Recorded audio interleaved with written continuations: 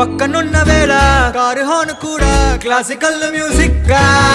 ఈ మండు టెండ కూడా ఏసీ జల్లుతోంది నీ నవ్వులోని మ్యాజిక్ గా టాక్సీ హైర్ చేసి నువ్వు బేరమాడుతుంటే క్యూట్ గుంది బేసిక్ గా బ్రేక్స్ వేసినప్పుడల్లా నీ బుగ్గ నన్ను తాకి సారీ చెప్పినా